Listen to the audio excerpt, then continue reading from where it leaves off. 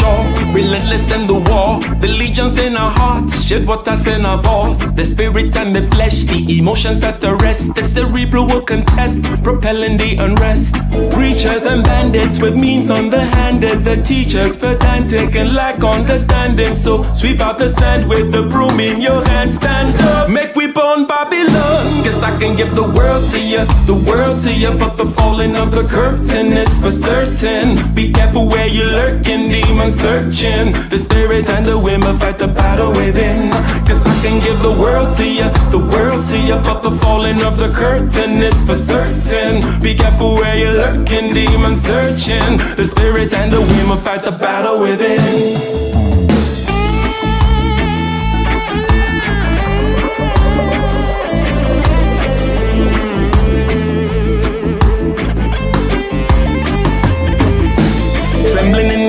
With the semblance of a blaze, with gratitude and rage, we touch another page with delirious delight, impervious to light. This vitality and might encourages the flight.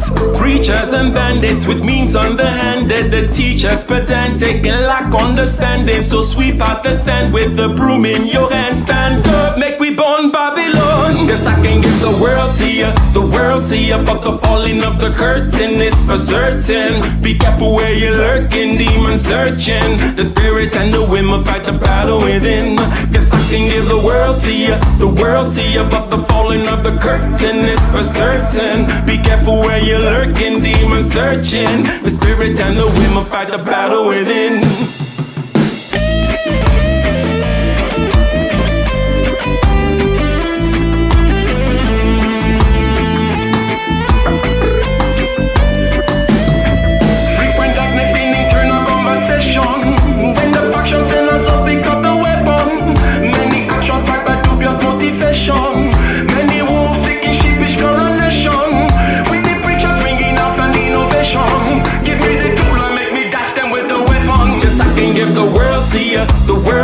But the falling of the curtain is for certain. Be careful where you're lurking, demons searching. The spirit and the women fight the battle within. Cause I can give the world to you, the world to you. But the falling of the curtain is for certain. Be careful where you're lurking, demons searching. The spirit and the women fight the battle within.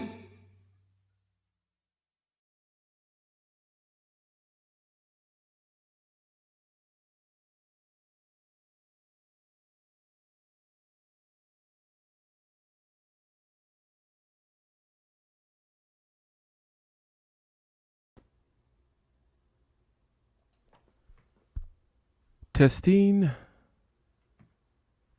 Test.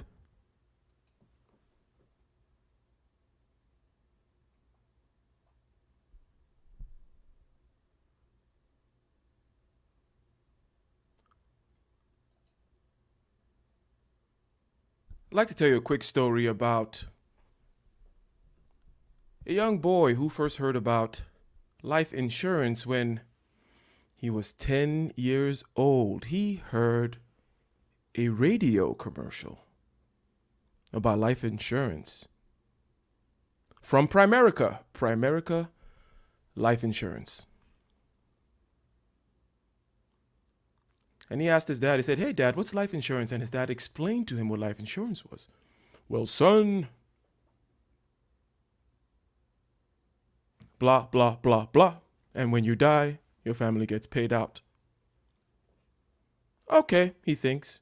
And then he keeps on. He gets to high school, he's 15 years old, and he keeps seeing billboards and little stickers everywhere for Primerica. He goes off to college and he notices that Primerica is recruiting at his college. When he gets a job while he is in college at some, let's say he was a bill collector, okay? The bill collector got a job, and within the same complex that he worked at, he saw the Primerica signs everywhere. So fast forward 10 years down the line, he graduates from college. He is 32 years old, 10 years after graduation, and due to a set of circumstances, it just comes to him that it's time to get life insurance. And guess what? He calls Primerica and boom, Primerica got the money. Now, what I just explained to you, this short story here is the marketing version of Primerica following up with this kid for 20 years, and they ended up getting his money. Ladies and gentlemen, welcome to my channel. My name is Ike Ogamin, and over here we talk about being better and doing better. And the information is presented in a simple, measurable, actionable, and intuitive way. And what are we doing today? We are talking about how to follow up. Following up, the money is in the follow-up. Let me give a quick shout out to the chat. And I see some of the usuals over here. Thank you very much. Thank you. We got Ayo Adeojo in the house. And we got Lamont Ellis. We got Kenneth Williams. We got Black Curls in the house. Thank you, ladies and gentlemen. Black Curls said, yes, that's dedication. Paying off following up paid off. But let me get a one in the chat if we all have about 15 of these stories in our own personal life. Oh, you are not ready to buy furniture yet. And this is the marketing version. Today we're going to be talking about the sales version though. You're not ready to buy furniture for your bedroom, right? You're a single guy. You're like, this box spring, this mattress here, this nice little frame, basic. I even got a headboard. Oh my God, I'm doing better than most. I'm not ready for furniture, but you keep seeing K's Furniture everywhere. They send you mail-in stuff and you throw it right in the trash. K's Furniture again, 1 year, 2 years, 3 years, 5 years, 6 years. And now you're making some money. You got a sales job. And you're like, you know what? I think it's time for me to upgrade my bedroom game. And guess what? You're like, K's Furniture. They got your money. They followed up with you for 5 years. That is the marketing version. Yes, they send you emails too. They send you emails. Hey, some people send texts these days. They're in social media. They're in your Instagram feed. They're all over the place. And 10 years down the line, you're giving them money. Following up is where the money is. Following up is about being in your mind when it is time for you to make that decision. When is it time for you to make that decision? I don't know. I don't know when it's time for you to make that decision, but I need to be in your mind whenever that time is. That is what following up primarily is about. Obviously, sales involves many things. There's prospecting, qualifying the client, making sure that you're finding that this person can actually purchase the product, that your product can actually solve their problems, that you understand their problems, that they see the value in your product, on and on and on and on and on and on and on and on and on. But still, people are not ready to buy. You see, Bill, our young friend Bill, when he was 10 years old, and they were blasting the Primerica commercial at him, he wasn't ready to buy life insurance. Primerica doesn't know when Bill's going to be ready to buy life insurance. Shout out to Orlando Jones in the house. Orlando Johnson, that is.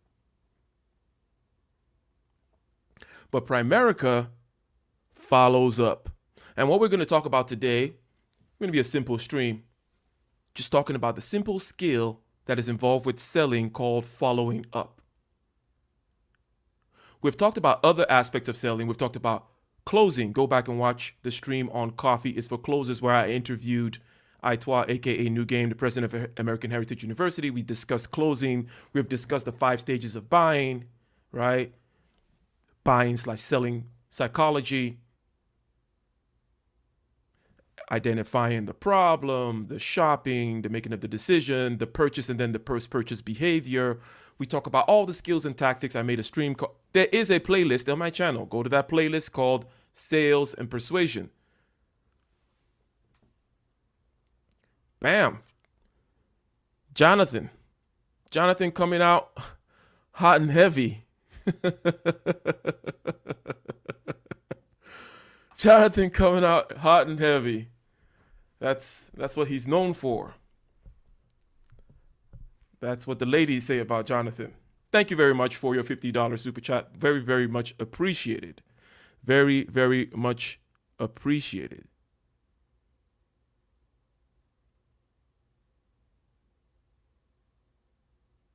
So today we're going to be talking about this particular skill, which is not closing. You haven't closed yet, but following up.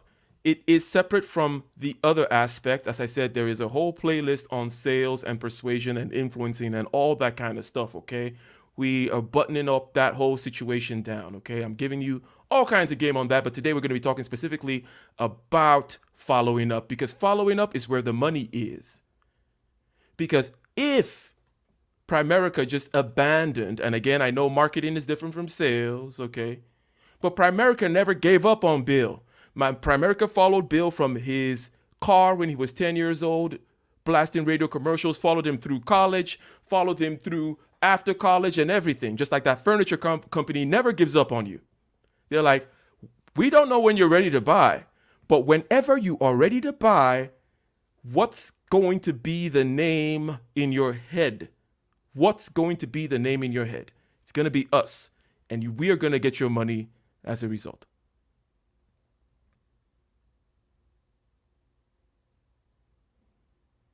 We got Shinobi in the chat. Shout out Jonathan. You are a famous mascot in this channel, and we definitely appreciate you. So we're gonna get right into it. We're gonna talk about why you need to follow up. We're gonna talk about how you follow up, and we're gonna talk about why people tend not to follow up. Okay, we're gonna break it down in a very simple way such that it is actionable. And this is a skill that is useful in all kinds of endeavors. I don't care what it may be. Because as I mention often, that moving up in any particular regard, going from a priest to the pope, going from a lieutenant to a general, going from a teacher to the principal involves two things. Number one, being strategic, and number two, being more influential, influencing more people, selling, and persuasion. Whether you're a salesman or not, moving up in any particular endeavor, by definition, involves you becoming more strategic and becoming more of a salesperson. I don't care who you are. So Jonathan, Mr. Software Engineer, you know this is true, right? Even us engineer types know that this is true. We cannot ignore the soft skills. So today we are going to talk about that follow-up soft skill, okay? That follow-up. And why it is so important, how you should do it, why people tend not to do it. So let's go.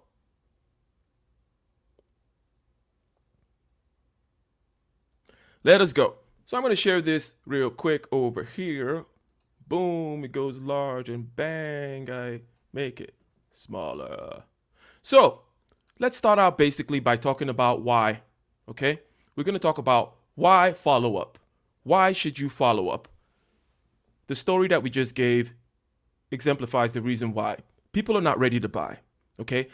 People may know you and they may like you. People tend to buy from people that they know and that they like. They may see the product market fit. They may see that your product solves their problem. But they're not ready to buy. Why are they not ready to buy? Well, people are busy. That's number one. You need to understand, and as I mentioned in the series or the particular video called Simplicity is the Key to Selling and Influencing, you are competing for real estate in their minds. Let me get a 1 in the chat if you understand this. You're not competing against your competition per se when it comes to selling. You're not competing, okay? You're selling a phone, right? And you're thinking, oh, I gotta go there and I gotta be worried about, I'm selling Samsung. I gotta be worried about what the iPhone people are doing. No, you're competing for real estate in the mind of the buyer, okay? Don't go and try to push iPhone out of his mind because he doesn't have iPhone in his mind. He has the fact that he woke up with a bad back today and his mom told him that he's never going to amount to anything, just like his father.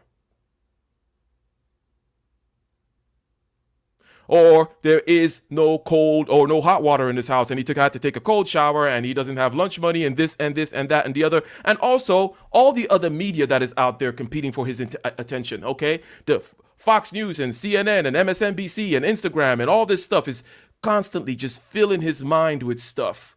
Okay, you are trying to go in there. You, Primerica, the furniture store, everyone is trying to go in there and find some real estate in his mind, to a place to lodge in his mind. His mind is busy.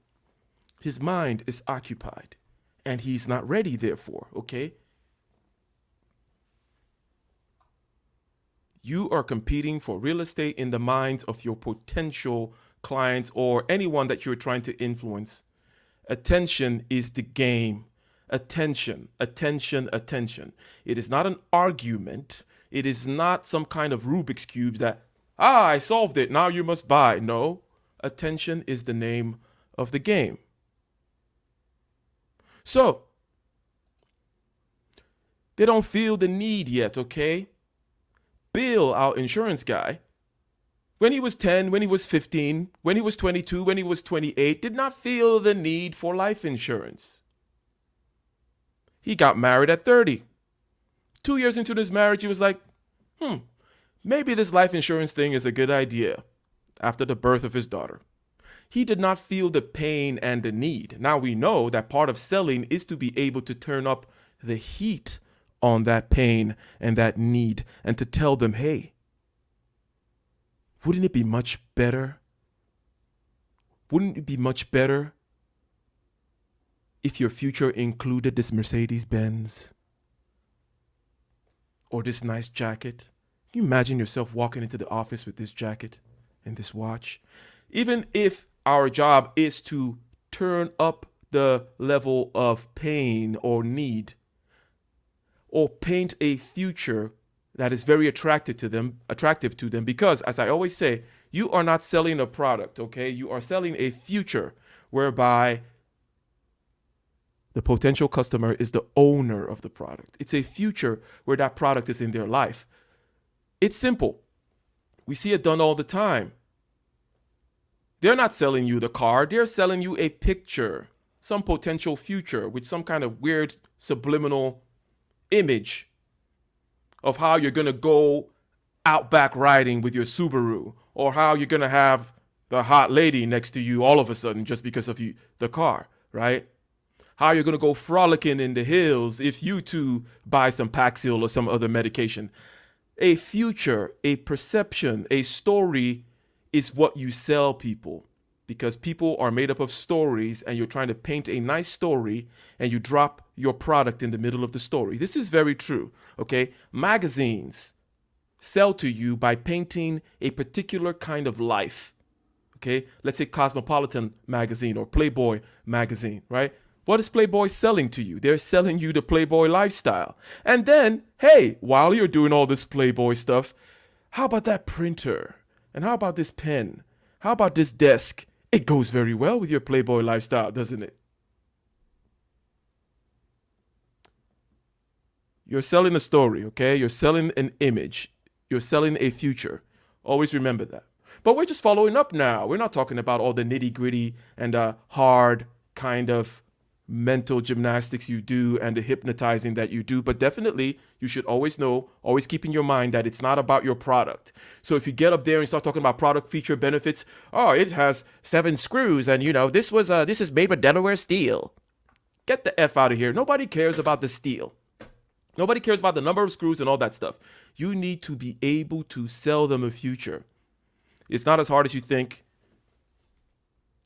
This is an ongoing theme in my channel. You can watch the previous videos, and we will continue to make all kinds of videos on influencing, selling, persuasion of all kinds. It's kind of my thing. One of my things anyways. So, point is, number one, why you should follow up is that people are not ready. John was not ready to buy life insurance, okay? So when you go knock down on somebody's door, they're going to tell you all kinds of things such as, well, we're looking at purchasing this next quarter. Well, I got to talk to my husband. I don't really think that I want to do this right now. Or I got a guy already. On and on and on and on. People are also skeptical. They don't know you and they don't like you, perhaps. It's your job to change that. They do not trust you. People buy from whom they know, like, and trust. Thank you for the $5 super chat. And thanks for the nerd pills lately. I've been needing it. I swear, after watching some streams, I'm like, hey, I go to my nerd pill dealer. I'm like, hey, Soul, I'm going to need to decompress from all this effery. I just need some nice, clean, wholesome. Please stop. Stop with, oh my God. Anyways. Shout out to SOBC in the house. And shout out to everyone in the house. So they don't know you. They're skeptical. You just put yourself in their shoes. And again, stop thinking, oh, well, I'm not a salesman. Well, number one, perhaps you should be, because, hey, sales is the highest paying job. It's everywhere. It's a skill that you can move from place to place to place to place to place to place. You don't have to ever worry about being where you're going to find a job or whether you're going to get paid, because salespeople are always needed. People who go outside and bring in value, bring in money, bring in donors, bring in contracts. Okay? The organization does not survive without being able to reach out and bring in the money. Everybody else in there is just a help. Everybody else in there is just a cost center, an expense. The salespeople bring in the revenue. What's the top line on your balance sheet? It's sales. You don't have sales, you don't have a business. That's the one thing. The other thing is the soft skills, the skills of influence and persuasion and so on and so forth, are ubiquitously relevant in moving up in any particular endeavor. So you don't have to be selling per se, but a CEO is a salesman. The Pope is a salesman. A general is a salesman. Without those soft skills, they never get there. So why follow up? Okay. Build familiarity is another reason. Okay. The marketing version of the follow-up, which we gave in that story, whereby Primerica was constantly pestering little Bill right from when he was 10 years old with radio commercials and billboards and little signs on the side of the road. He's just building familiarity with Primerica. Life insurance became synonymous with Primerica in his head. You want your particular product, service, software, your particular organization to be synonymous with whatever solution your client is looking for. You're selling training services, you're a personal trainer. You want to be in their minds when they're ready to make a decision. That's the whole point. And you never know when they're quite ready to make a decision. Presumably, you've done all the other homework that is required, okay? And you want to be able to show up and be there. What do I mean by that, okay?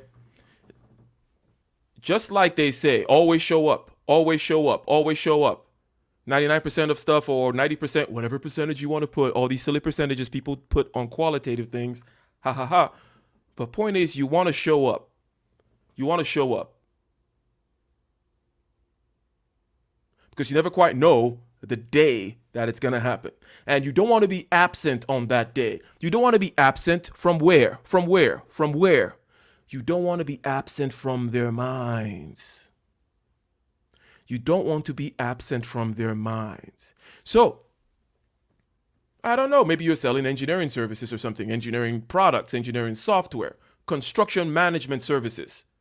I am Prometheus Engineering and I am the best. You want to be in the mind of that project manager in the State Department of Transportation when he makes that decision. Because you followed up that day. You said, hey, Bill, I saw on LinkedIn that Susie got promoted. Oh, Susie's no longer your assistant? Great. Congratulate Susie, by the way.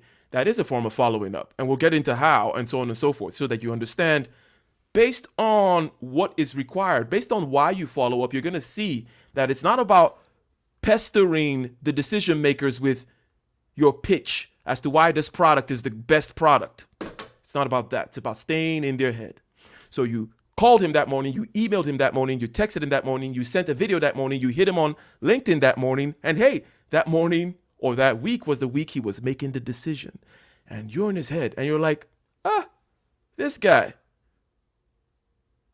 I remember this guy. He's been keeping up with me for 3 years now. Click. He gets the contract.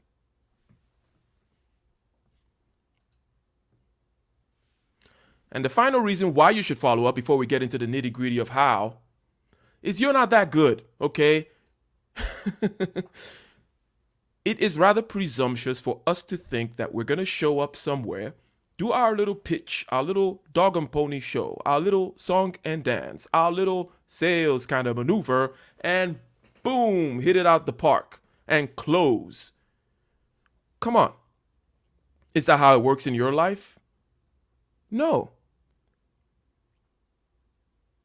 You're not that good.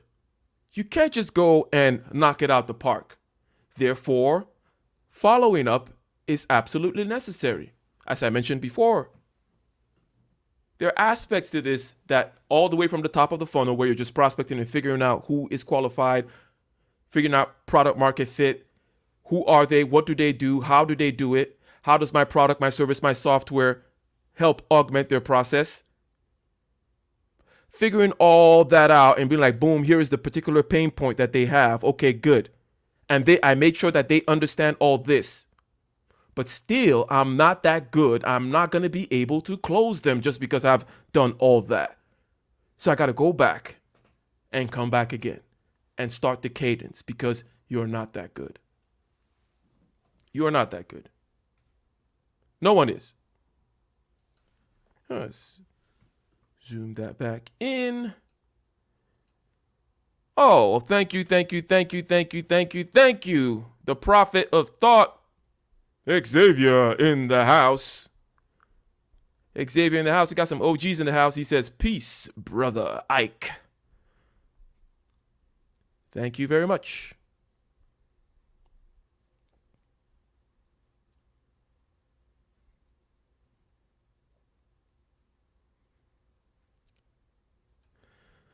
And he said, if we treated selling like how dating coaches give advice, we'd be screwed. There are a lot of similarities, but things also are different, ladies and gentlemen. And today, again, we are talking about following up. Because following up is where the money is. Because you're not that good. Because people are not ready to buy. Because people are skeptical. Because people are busy and people have other things in their mind. You need to find a little spot in their heads, plant a little chair, and just sit there and wait. And understand that your competition is not necessarily the other guys selling training services, not necessarily the other guys selling software, enterprise software, for example, like customer relation management type software or whatever it may be. It's all the crap going on in his life, including the fact that he's overweight, including the fact that he just started a new diet. That's what's in his head. So you want to place a nice little spot for yourself in his head, not by talking about your product and your this and your that, but simply just by being present somehow, some way. So understanding the why will help you to get to the how and the what to do, because it is not something about the other aspects of your selling process. If you have not convinced them, if you have not qualified them, which is the term that is used, if you haven't figured out the whole jigsaw puzzle of where exactly you fit in their life, then you're not following up yet.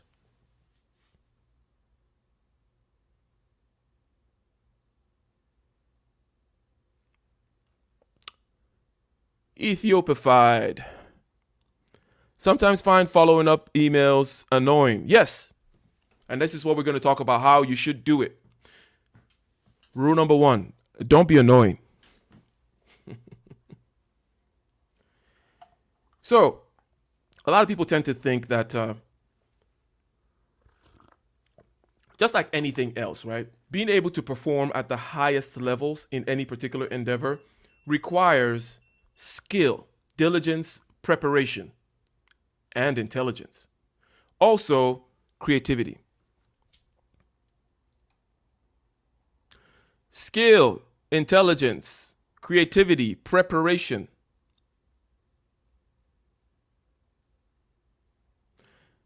And Jonathan, you're talking about copywriting. Oh, sorry. A surprisingly great way to follow up, says Jonathan, is remembering saving birthdays. Yep. Because remember, the follow up is about taking up real estate in their minds, not about reminding them of how much your product costs or how it's going to be great for them. That's already clear. You've already done that part of the job. Now, there are many parts of the sales game, and there are many parts that involve following up. For example, you may be following up just to try to get an appointment, right? So you haven't even gotten the appointment. You're following up with the administrative assistants in order to get the appointment with the CEO, right? You're showing up. You're bringing donuts to the office. You're making phone calls. You're stopping by. You're bringing coffee, all that kind of stuff. You're following up. That's still a version of following up. But the point is, it's not some kind of an argument, not some kind of information. It's about attention. And that is what, if you think about that, if you understand that, then you understand, oh, there are many ways of making it not so annoying. All you got to do is be like, hey, right? If you simply stop by someone's office, like I'm taking it out of a particular context now. If there is somebody that walks by your office, I know it's 2021, and all through 2020, I don't even know if people remember what offices are anymore. But go back to the olden days when we used to work in offices. And somebody stopped by and they just wave like, hey, how's it going? Nice morning. And they walk and they go by. Is that annoying? Let me get a 1 in the chat if you find it annoying if somebody just waves and they're friendly. They don't remind you about, oh, have you made a decision on the, no, they just like, hey, Ayo, how's it going? Hey, Jonathan, great. Just a pass by.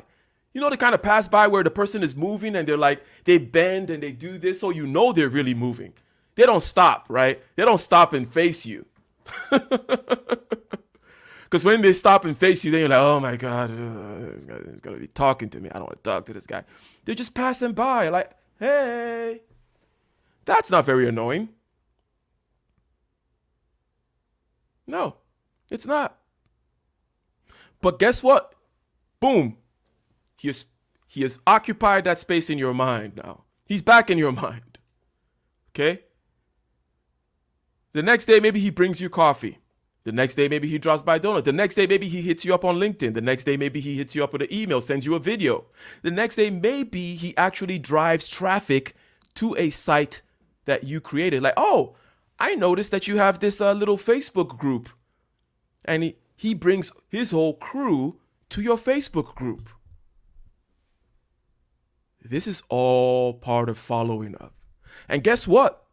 This particular guy, let's call him Xavier. Okay? Xavier comes through and he goes, hey, Xavier comes through, he brings coffee. Xavier drives people to your Facebook group. When you are ready to purchase whatever it is Xavier sells, who are you going to be thinking of? Okay? Xavier sells cars. Xavier sells insurance. Xavier sells printers. You're going to be thinking of Xavier. And you're going to give him a call. And you're going to be like, hey, Xavier, you know why? Because you don't want to bother with other people that you don't know. You don't want to you already know Xavier. You're used to him. You're like, oh, he's that quirky dude that likes to wave and bring coffee and interact with me on Facebook. Right? Just the same way that Primerica followed up with our young kid, Bill, for 30 years. Well, actually, 20. In that same way,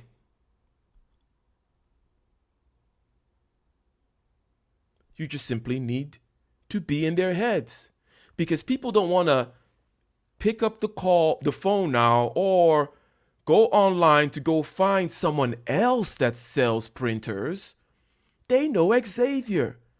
Xavier has been showing up in different ways in their lives for the past year. And Xavier is going to get the money. Because Xavier is a professional like that. And he understands. So,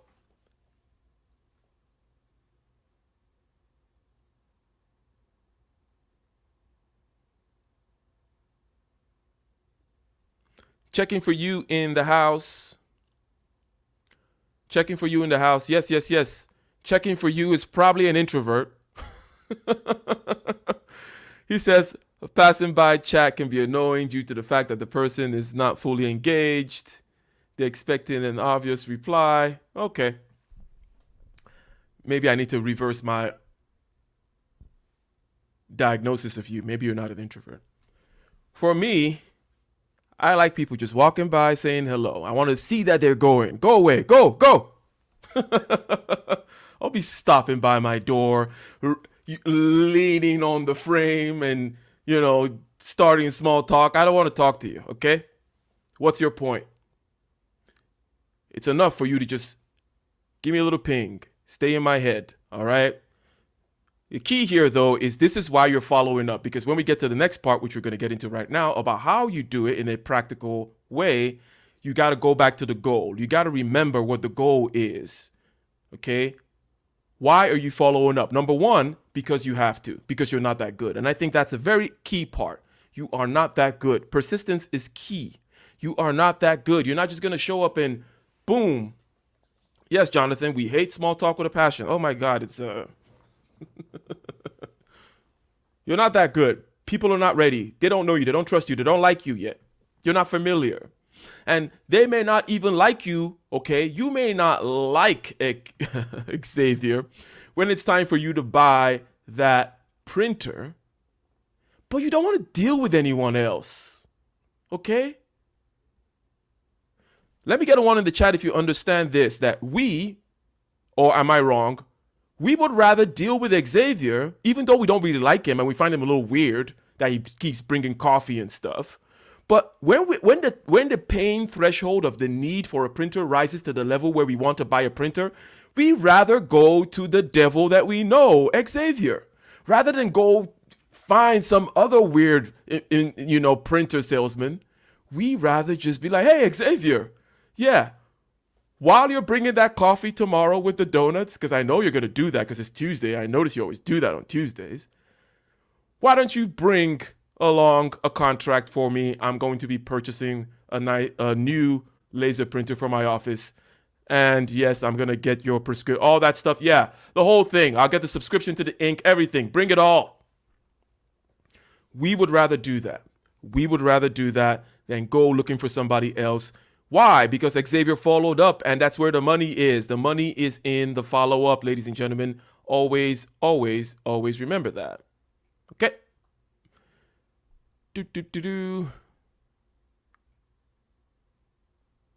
Let's see here. Who else is in the chat? King Maya in the chat. Shout out to you. And let's see. So, given the fact that we know what we are trying to achieve, which is that we know that our competition is everything else that is literally going on in the world. Okay, our competition is the fact that the Capitol building got stormed. That's occupying his mind. Okay. His daughter's posting questionable pictures on Instagram. And he doesn't like that. It's bothering him. That's in his mind, okay? That's your competition. You need to understand the nature of your competition when it comes to fighting for headspace within somebody's consciousness, okay?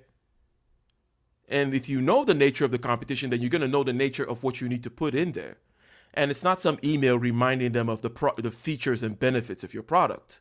Or, have you given more thought to the conversation we had? When are you going to make the decision on the proposal that I sent you? No, that's annoying. That, my friend, is annoying. So, how do we do this? Okay, how do we, in a practical way, do this? How do we follow up? Number one is we got to do the numbers, okay? And this goes hand in hand with the fact that we know that we're not that good. You're not that good. You can't just go in and seal the deal the first time.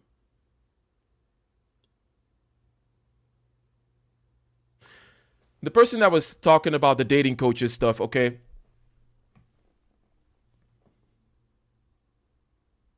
What is more important in that particular regard is mastery, okay? I'm just going to repeat it again. I know I say it a lot, but this mastery aspect is key, okay? You're trying to get her number. You cannot need her number. You can't even really want her number. Or her IG or whatever the hell they're giving out these days. You can't even want it. In other words, you need to demonstrate mastery over it. Same thing in sales. If you have commission breath, if you're desperate for the commission, you will not get it. As the Bible says, right? It says in the book of Peter, to those who have, more will be given.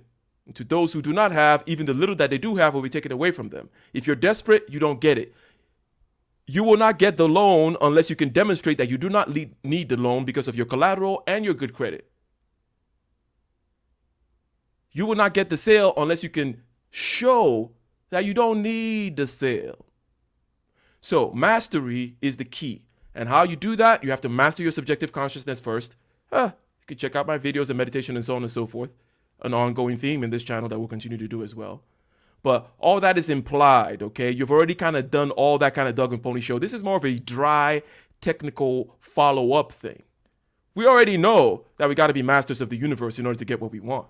We already know that we got to give money away in order to be masters of money so that the money can come back. Because we're afraid of money, and we're afraid of her number, and we're afraid of not getting the commission, and that's why we don't get it. But when you throw the money away and when you don't give a damn about anything, all of a sudden you get it.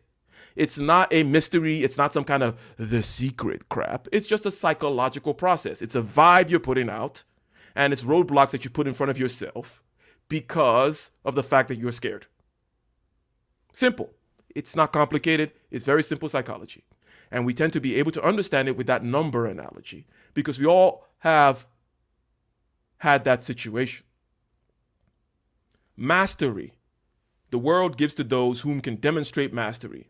Mastery is the opposite of desperation. You cannot be going for something and be desperate. You cannot need it. You got to be master over it. You got to throw that money away and say, hey, I don't need money. Money needs me. And then all of a sudden you have more money than you know what to do with. So you got to do the numbers. The numbers comes from the fact that you know that you're going to need to follow up, okay? You're going to need, let's say, to sell one product per month.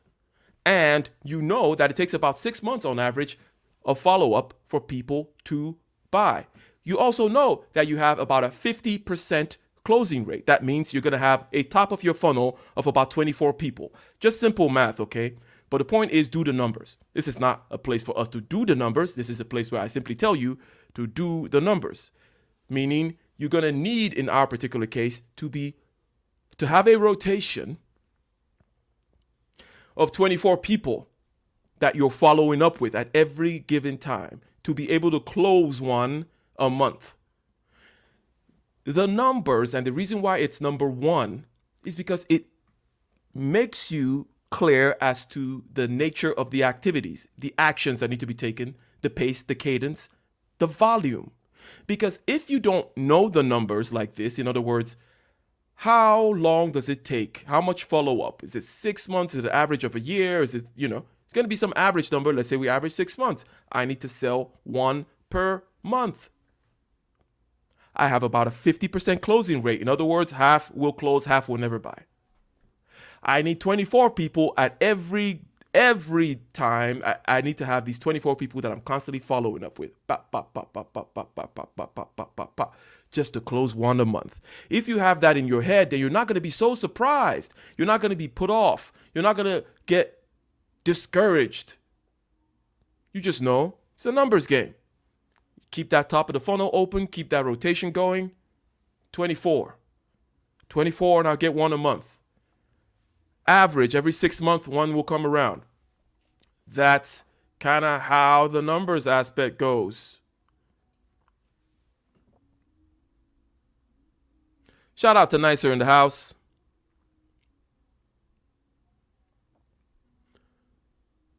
Checking for you says, bingo. Once gets past the fear of approaching, now has coherent handle of interpersonal communication skills. Checking for you is making progress out there. Excellent. Okay. And again, there are very practical, very simple, very intuitive ways to do all these things. Again, go to my meditation side of things, and also the influencing side of things, or also go to the video that talked about using her imagination. That's a little bit more, that's after you got her number, okay? Unless you're trying to go all mode one. Jonathan says, you're so right. My landscaping lady became my go-to after showing up to my crib repeatedly. Exactly. Okay? It's not gonna... Jonathan, do you think it was comfortable for your landscaping lady to do that? Do you think she was having a great time doing that? Do you think salespeople get paid a lot of money because it's easy to do that? It's not easy to do that. It's not going to be comfortable for you to follow up. It's not going to be comfortable for that landscaping lady to show up at Jonathan's crib all the time. But she got the money. No one else got the money. Why? Because she was in Jonathan's head. And that's where you want to be. Right? That's where you want to be.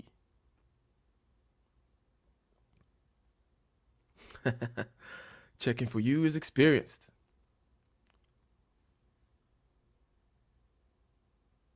He's a grandmaster.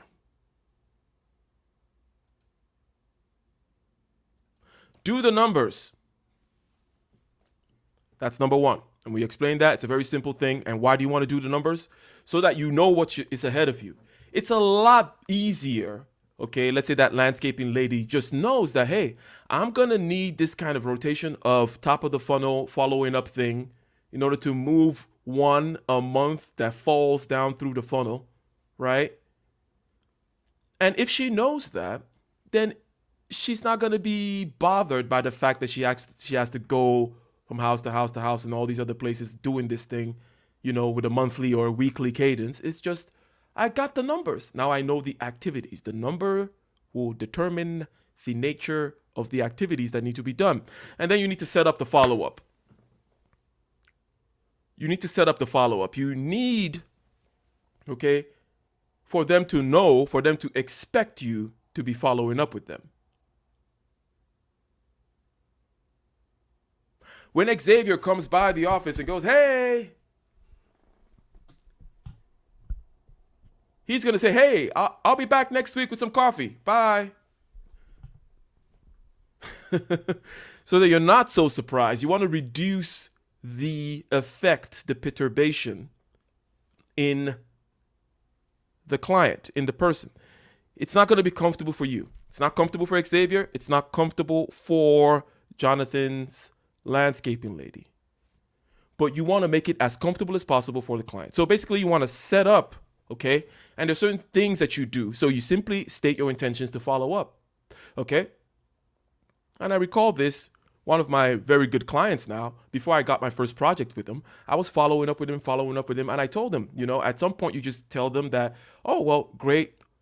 Expect me to call you in about a month. As a matter of fact, I'll be calling you about every other month. Let's get that cadence going. Right? The reason why I mentioned that it takes intelligence and preparation and creativity and so on and so forth is because you're going to need to be creative, okay? This is not kindergarten work. It's a big misnomer that people have. Again, salespeople don't get paid big money because it's easy or because they're stupid. It's you making excuses for why you're so scared to do it. And therefore you diminish and you kind of say, ha ha ha. I get it, okay? I get it. And I can say this because I am on all sides of the fences. I'm a technical guy. I'm an engineer. So I get that whole, oh, I'm smarter than those salespeople type of talk, but I'm also a salesperson. And I know it's not easy. And I know that when we smarty pants types talk about, oh, we're smarter than those guys, they just do this, they're like, it's because we can't do what they do. We don't know how, and we're scared shitless. Yeah. Yes. So, point is, creative ways of being able to state your intentions that you will be following up. Okay? I will be following up with you. I will be asking you for something. I will be doing this. I will be in touch. Even if it's that's the lowest level kind of cliche. Oh, I'll be in touch, right? That's you not really being creative and not thinking at all. But then there's levels from that all the way through to I'm going to be stopping by your office every month. Expect me. And you got to make it pleasing as possible, even though it's going to be very uncomfortable for you. This is never comfortable, okay? And this is another thing you need to get is similar to doing the numbers. Doing the numbers just puts you in a state of mind where you realize, okay, this is the kind of work I need to do. Also, understanding that it's never going to be comfortable makes it comfortable in a weird way. So you know that whenever, just like I'm also a singer, as you guys may know, at least the usuals. Young Swift knows that I be dropping hot bars, hot 16s. And every time I go on stage, there is still the surge of adrenaline and all that stuff called it stage fright, right? It has to happen because I'm not dead. I'm not a zombie. It's going to happen. But I expect it and I use it. I know how to challenge it. I know how to breathe from my diaphragm and then project. I know how to take that energy and use it to spin around and do all that good stuff. It makes a better show. So I know that when I pick up the phone and I got a cold call or warm call and follow up like, hey, I know it's going to be uncomfortable. That's why you rehearse. That's why you role play. That's why you prepare. That's why it takes intelligence and creativity. This is not kindergarten stuff. I'm saying this not to scare you away from doing it, but to show you that it is a systematic thing. So for the brainiacs out there, right, the engineer types like myself, we can say, hey, you know what? There is a system to it. And systems I can do.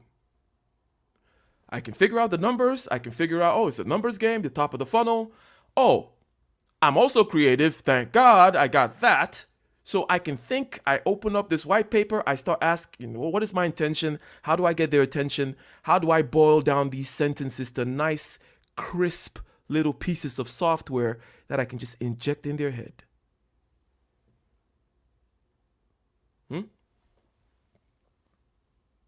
So,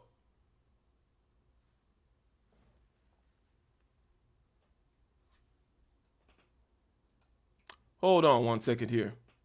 Hold on one second. Let me see something. Let me share something else.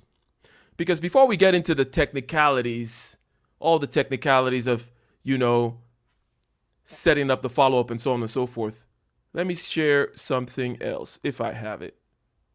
I believe I do. I guess I completely screwed it up.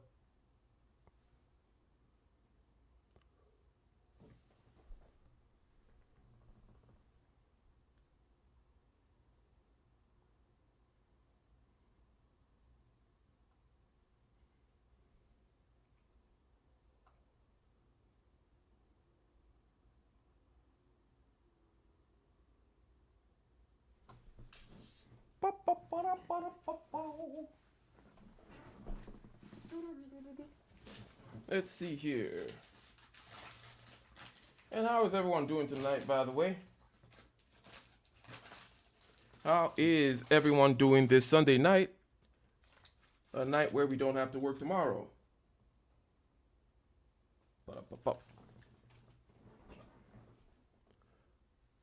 I do not have what I thought I had.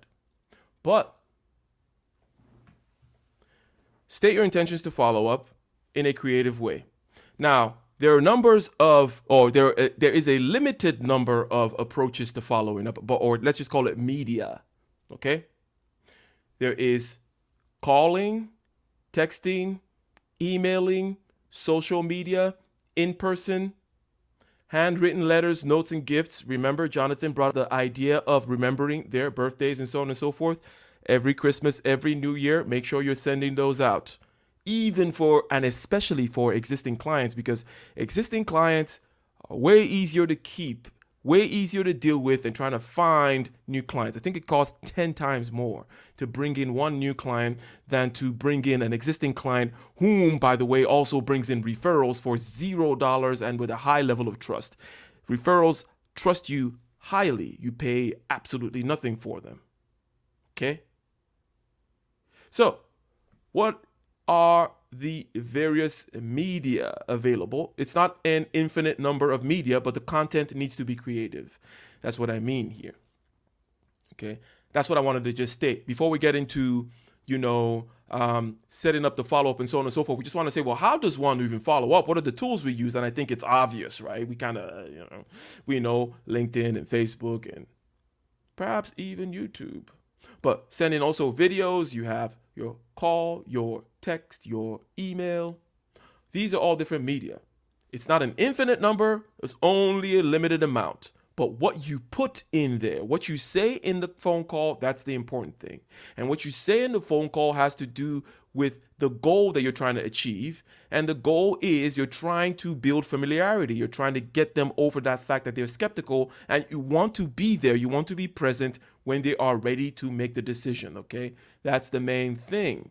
So you could ask for something. You could say, as I said this week, for example, after giving a presentation, engineering services are being sold here, right? Gave a presentation and I asked them, hey, can you guys send me drawings? And obviously the whole skill is how you ask and how you get them to do it. That's in your hypnotic, persuasive technique. You got to bring out that preacher, that suave in you and do all that stuff. Yeah, that's a given. You practice that, you got that down. This is just me saying, what do? You simply ask for something. I asked them for drawings of past projects so that I can evaluate it, give them what it would have cost for if they used me, and it cost them nothing. Okay, in other words, I asked for something. This is a setup of a follow-up, because now they have to send me something.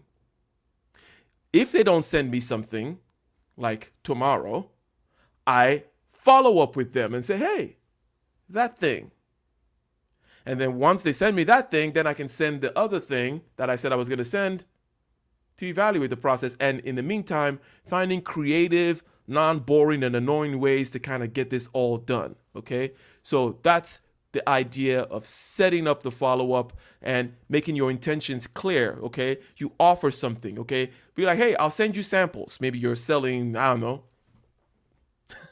you're selling something of which you can send samples. Okay, and after you've had this conversation, this presentation, the Zoom call or whatever, say, hey, I'm going to send you these samples. And when you send the samples, a quick note or an email or a video. Videos tend to be cool. They're starting to get a little played out, but there's still more. They got to be good. They got to be better than an email, right? Because you got to be able to show that enthusiasm and also that mastery. It all needs to come across through the airwaves, right? So you're offering something. You're asking, hey, let me send you samples, okay? You're telling them basically to expect to hear from you. Like, hey, this is not over. This is not over, not by a long shot. And guess what? You think they're surprised? No, they're actually more chill about stuff like that, because they don't want to get forced into something. And you're just simply saying, hey, all I want to be is in your mind when you make the decision. Next week, 1 month, 6 months, 5 years from now. I just want to make sure that when you decide to buy, you come with me. When you decide to upgrade your enterprise software, you come with me. That's all.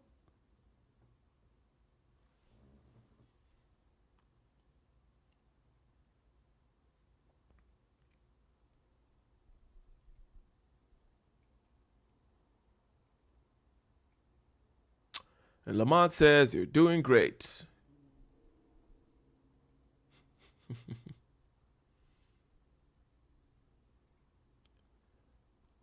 Bam, bam, bam, bam, bam.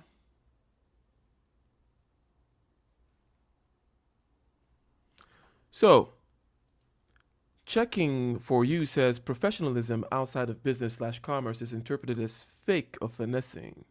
Previous comment. A person who seriously in touch calls person of interest with the hours show that they're persistent. What do you mean by that, checking for you, in terms of, professionalism is seen as fake? Nevertheless, persistence and so on and so forth.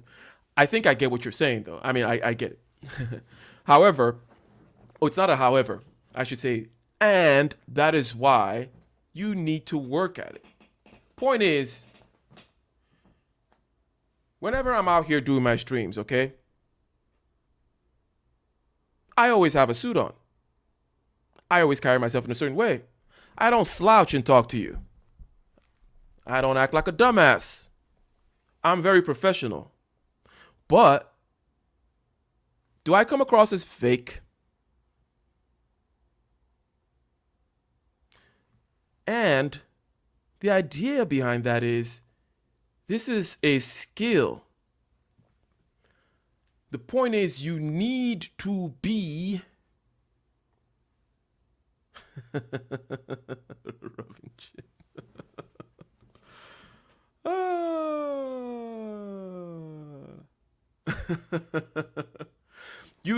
You can't, doing the whole keep, like Dave Chappelle when keeping it real goes wrong. Trying to keep it real.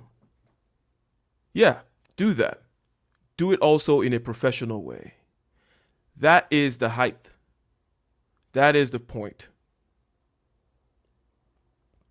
That is where you got to be at. Whereby I can show up in a very nicely tailored suit with a very nice watch, impeccable shoes, and I still don't come across as fake.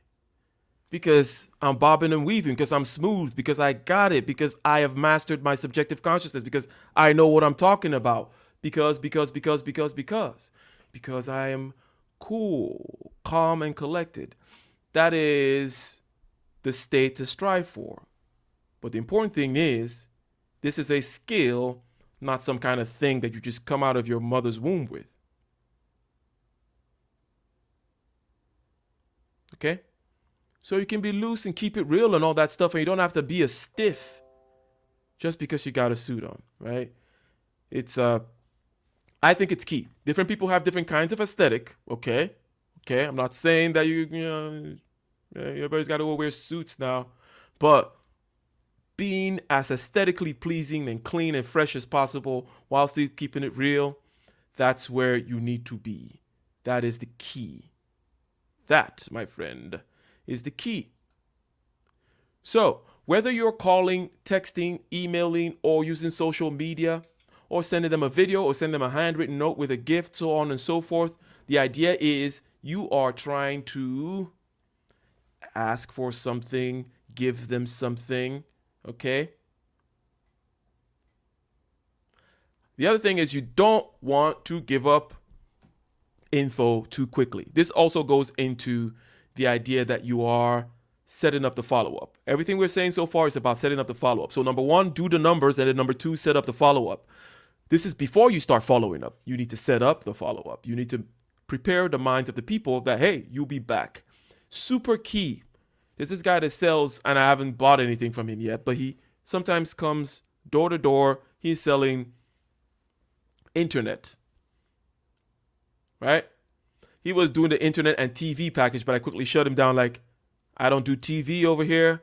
I don't have TV. I haven't had TV in like 20 years. Okay? But it's like, okay, cool. When I'll be stopping by every other month or so. When you do decide, blah, blah, blah, he'll stop by. He'll tell me about some this, that, or the other, maybe some information. So that kind of thing. But every time he always tells me to expect him to come back. And it's cool. That way I'm not jarred and surprised, okay? So, with regards to setting up the follow-up, also, you don't want to give up info too quickly. What do I mean by that? People want to do this thing where they bring in, they bring in you are the product, service, and software provider. You are the vendor, the salesperson, whatever. They want to bring you in and interrogate you and what is your price for this and what is this and what is that and give me a proposal for that. It's like, no, no, no, no, no, no, no. I don't work for you. No, don't give them. Yes. Don't give stuff up because that's just wasting your time. That's wasting your time. I need to know where you're at in the buying process before I tell you anything. I'm not just going to give a proposal to somebody. They're like, let's see a proposal. I'm like, no, you're not going to see a proposal. I'm not going to give you a proposal. I need to be sure. In other words, the selling game is a very mammal to mammal game.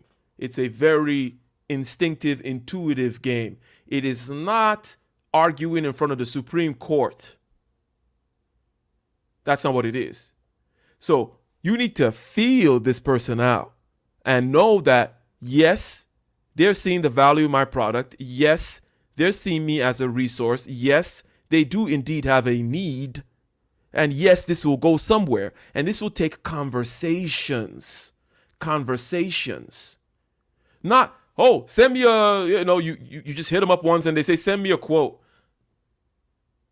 And if you haven't had that feel, if you haven't had that mammalian feeling that, yes, this is going somewhere, like, as I always try to put it, like, it's like the dog coming out. Hey, want to play? Want to play? If the other dog hasn't started doing that and wagging their tail yet, the game is not on.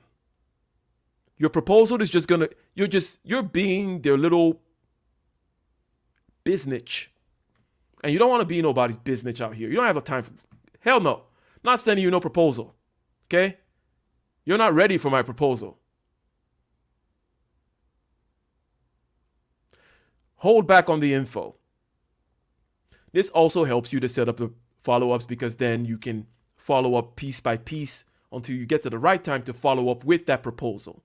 Because these people want to line you up and then say, hey, give me all this information. Tell me about this and send me the catalog for that. And it's like, no, I don't work for you, dude. I don't work for you. As a matter of fact, I don't. Right? I work for me. I'm trying to get you to use my service, but I don't work for you, bro. Don't be asking me to send you shit.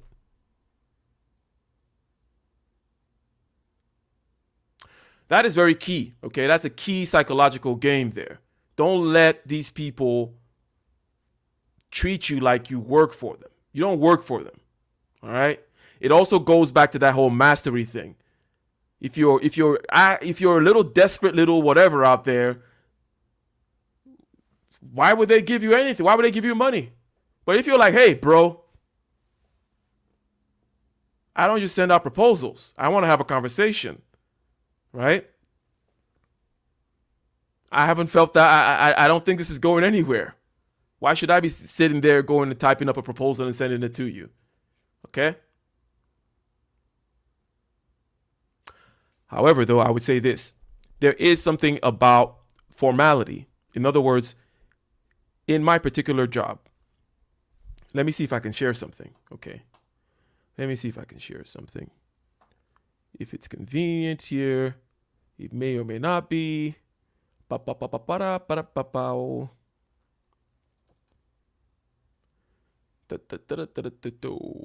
see. What is this one? Oh, the details are not in here yet. Or not in here at all, I should say. Bear with me. I should be able to find something. I shoulda, woulda, coulda found something. All right, let's just make it super simple, okay? This is some simple, let's just call it some kind of retrofit frame for the purposes of this particular conversation, okay? And I believe I'm sharing it, right? I am sharing it. So,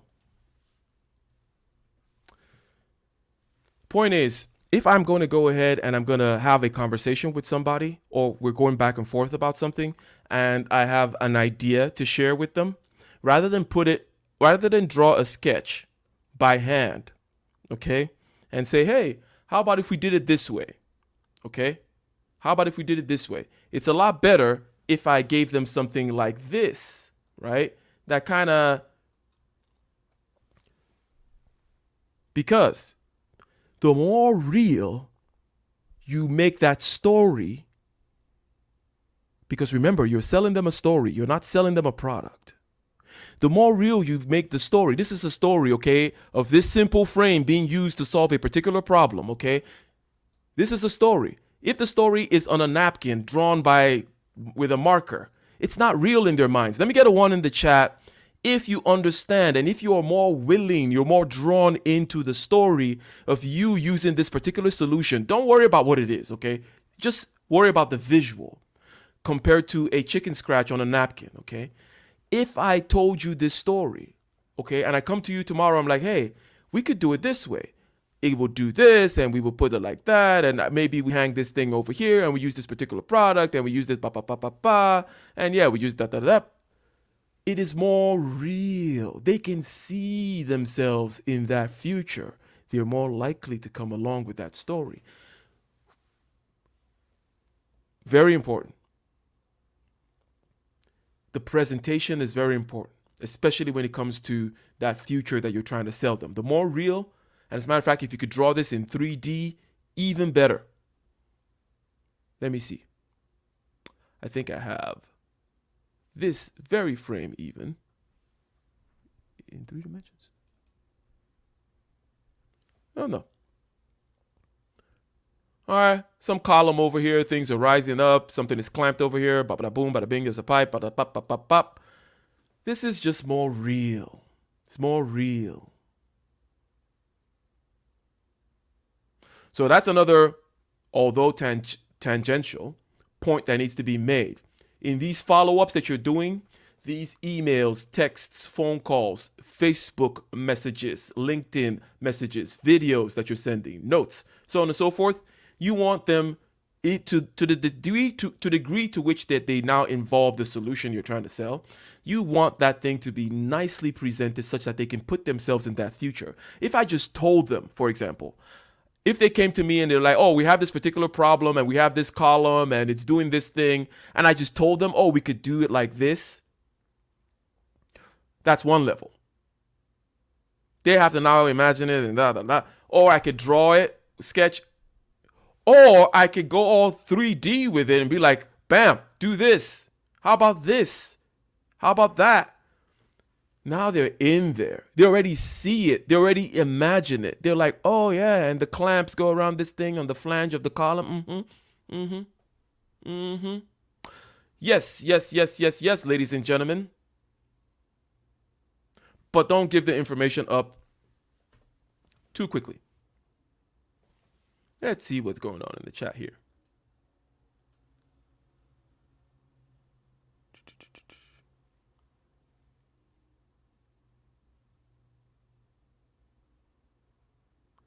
Yep, TV.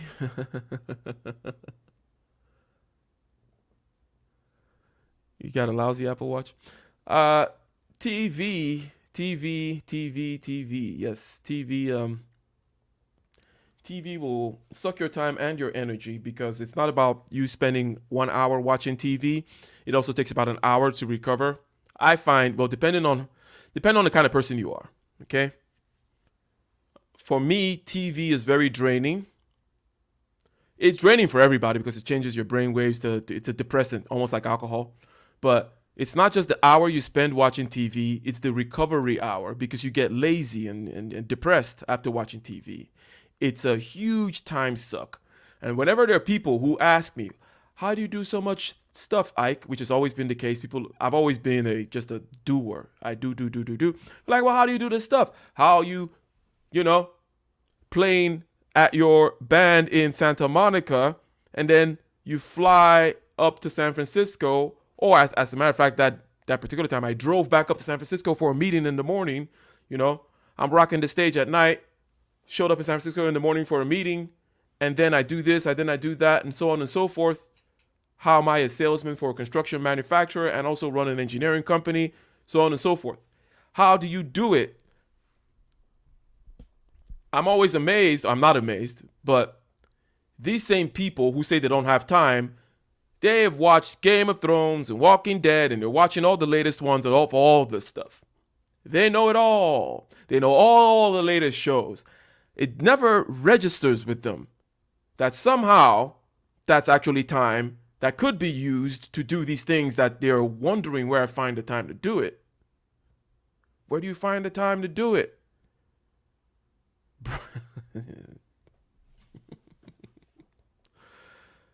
Yeah, you need to get out of that. TV is the first thing. The first thing that needs to go. Before you get to my pyramid method, watch my pyramid method of energy and time management, task switching, code switching. The base of the pyramid is hydration and so on and so forth. But before you get there, TV should have already been out of your life a long time ago, okay? You want to put in this 16-hour work days? Presumably, you're a healthy person and you have things to do and you're actually happy with yourself, right?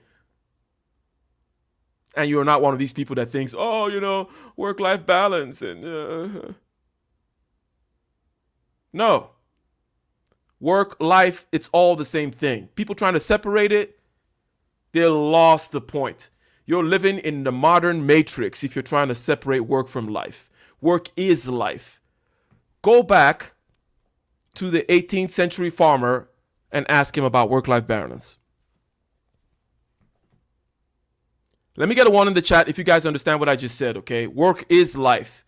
You're living in the matrix if you're trying to separate work and life. You've already fallen for the trick.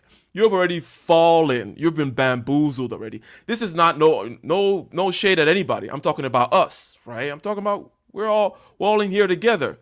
Ask the 18th century farmer about work-life balance. There's no such thing. He just lived. He lived with his farm and his family and the soil and the crops. You should live. I live with my engineering and my selling and my YouTube and my music. I just live, man, and it's all fun. I'm not trying to do work-life balance. That's a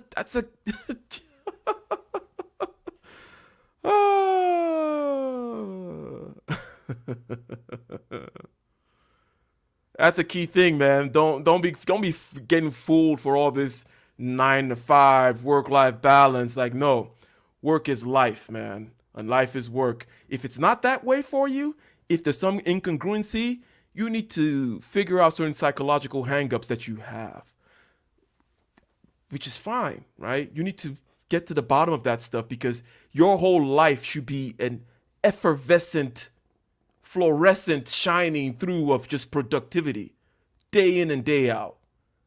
Happily producing and sharing and just giving and doing and not worrying about the clock. You're already on the clock. They got you on the clock. And you're trying to balance the clock. You've been bamboozled if you're looking for work-life balance. It should all be a balance. A few months ago, I was in Ghana and I was chilling in a hot tub. And I had my phone out and I was working. It was great. You know what other people would be doing in that hot tub in Ghana? They will be checking Facebook or Instagram or some other crap or watching TV. Because of work-life balance. I'm like, do you hate your job and your life that much? It's like, no, I'm in a hot tub in this tropical environment. I'm chilling. I got my emails. I'm checking it. I'm like, bam, bam, bam. Oh, nice. Close that deal. Pour some more champagne. You know? Don't get caught up in the clock, man. If you don't love what you do, go fix that. Go fix that issue. That's a separate issue. Again, go talk to the farmer in the 18th century about work-life balance, and he'll look at you like, huh? Don't get caught in the matrix. So, what next? This one is simple. Always make them comfortable. Just like I'm sure that Jonathan's landscaping lady made him comfortable. It's not going to be comfortable for you, but it's your job to find creative ways to make it comfortable for the person, your interlocutor, the person you're trying to convince and influence and persuade. Make it comfortable for them. This is where the creativity comes in. I keep on repeating. Creativity, creativity, creativity. Practice, practice, practice. All right? Xavier, when he comes by, stops by the office and just waves, he's trying to make it comfortable for you. He doesn't want to stop by and ask you about the proposal he sent. If you send a proposal, okay, don't go asking about the proposal the next time you see the person. The next time you see the person, send them an article. Or next time you contact the person, send them an article. Or go endorse them on LinkedIn and say, hey, thanks for doing this. Or I noticed this thing is going on in our industry. What do you think about that? Or ask for something, which is a key thing. Ask for something. Because when you ask people for something, they feel wanted. They feel in a certain way superior. Not in a bad way, but they feel good about themselves. I made a video about this, one of my bicycle ride chats about, sometimes it's better to receive.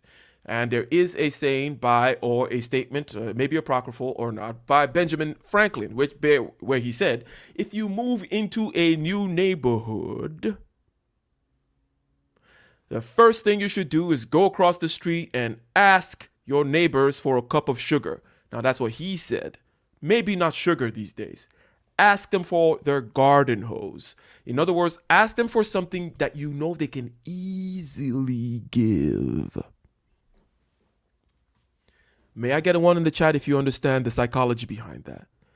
Don't go give them something because that's what people tend to do. I'm going to go give them my cookies. No. You want to ask them for something. You know why? Because you are now indebted to them. You are now under their protection. They're the big man on the block. You're the new kid on the block coming in.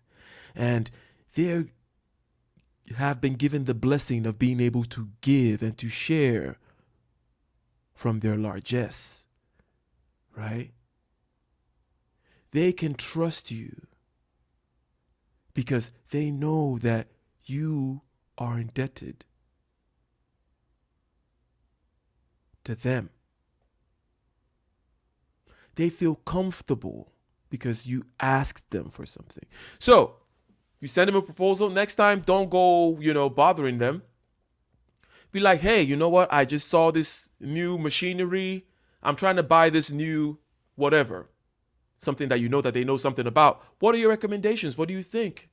A professional kind of recommendation on LinkedIn. You call them on the phone. You're doing business-to-business sales. You called them, you followed up, you said this, you did that, blah, blah, blah, blah, blah. And then you go to LinkedIn and then you ask them for help, recommendation with something. Even ask them to review your resume. What are you doing? You're occupying real estate in their head. It doesn't have to be about you at all. You have to trust this process, though. That's the thing. Because there is a tendency for people to say, but if I just start talking about other things, they're going to forget about my laser printers. No, they will not forget about your laser printers. When they're ready to buy laser printers, they're not going to go somewhere else if you have done your homework on the laser printer front. In other words, you already did all the other stuff that is involved in selling. Okay, you already went through all the 5 stages of this and that and the prospecting and understanding the customer and all that stuff. You found a nice product market fit. It all works. You're just following up now. And you never know when they're going to be ready to buy that laser printer. So don't make it about the laser printer. Talk to them about resumes and machinery and this and that and the other. Find them on Facebook and on LinkedIn. Go whatever.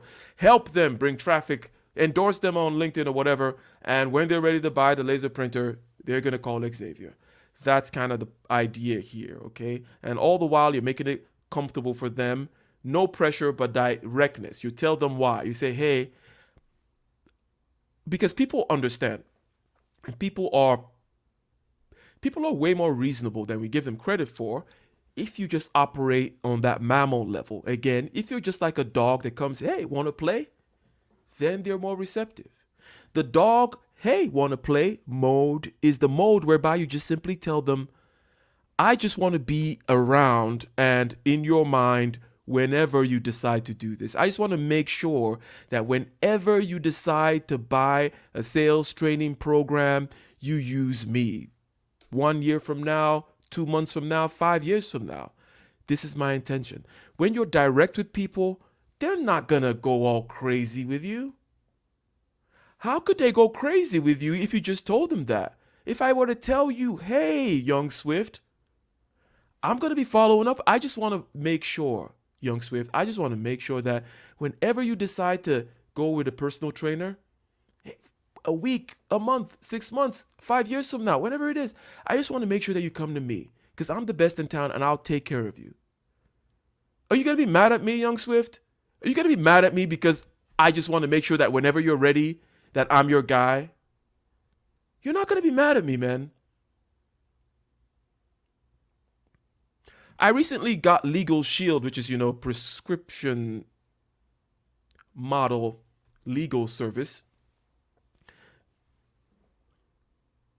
And I got it from the guy who was following up with me for about 4 years. 4 years. He hit me up on Facebook. He would call me on the phone sometimes. And I could sometimes sense the nervousness in his voice. Okay. But I know the game. And I'm in business. I get it. Fact is, he called me and other people didn't. You know what I mean? So you don't have to be perfect at it. You just have to be real. You just have to be a human being. You got to be direct. You just got to say what it is. This is what it is, man. And when I was ready for legal service type stuff, there were other options. I could have gone to LegalZoom, but I said no. I called him. I reached out to him when I was ready for this legal service type stuff, prescription model legal service for my business. I said, hey, give me the top of the line service. Oh yeah, everything. Yeah, give it all to me. Because this guy stayed top of mind in my head. Just like Primerica stayed with that kid for 20 years. And then when he thought, time for life insurance, he went with Primerica. Just like K Furniture or whomever stays in your head. And 3 years down the line, because they've been sending you all these emails and all these flyers and all these things, and you're ready to buy a new bed, you're going to be thinking about K, right? So it's not so crazy, not so complicated, all right?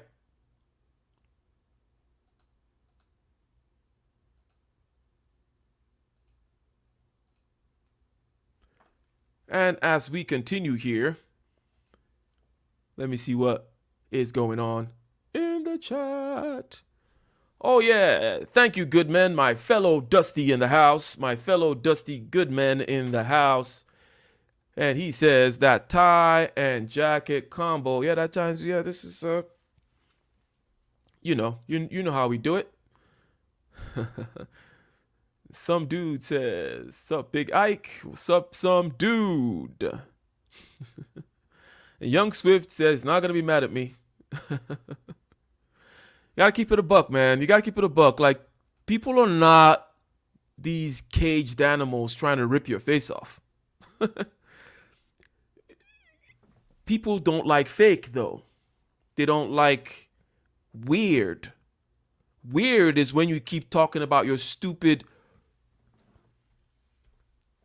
product features and benefits, and if you reviewed the proposal I sent you. No, you have to have an instinct for that. You got to know that your proposal was so badass that they got it. Oh yeah, it's in their head. Now you just got to stay in their attention. Stay in their attention.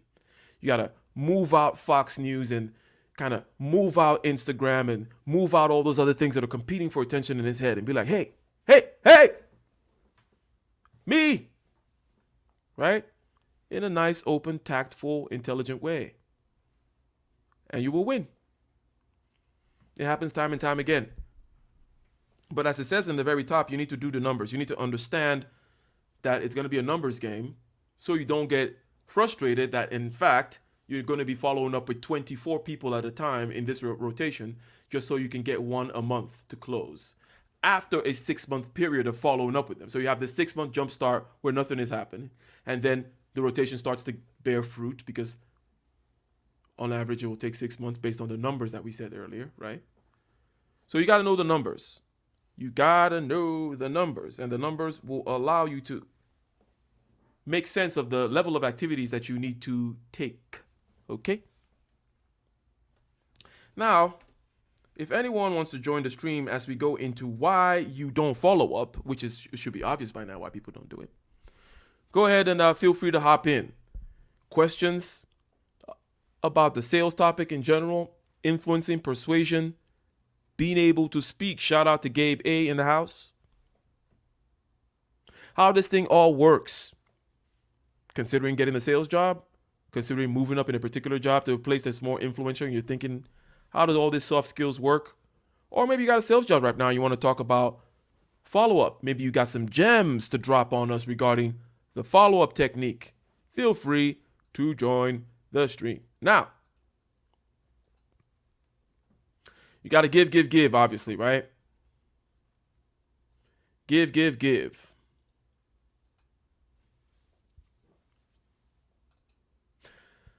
Now, we're going to wind this up by simply stating why we do not follow up. Why don't we follow up, okay?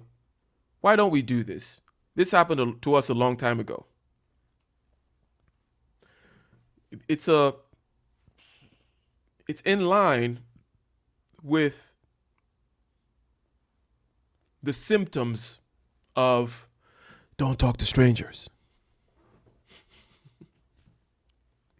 Of your dad telling you, I already told you once. Don't ask me 2 times. Up, that kind of stuff, okay? There are emotional reasons that block you. Definitely inertia and laziness, of course. All right? But assuming you've gotten over the trivial laziness, there's still voices in your head that tell you that it is wrong to reach out and touch people. Not like that. But there's something that says, hey, you know,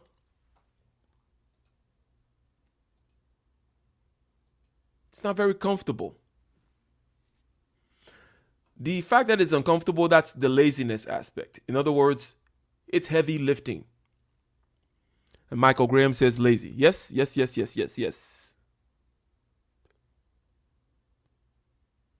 And some dude has a question. Some dude says,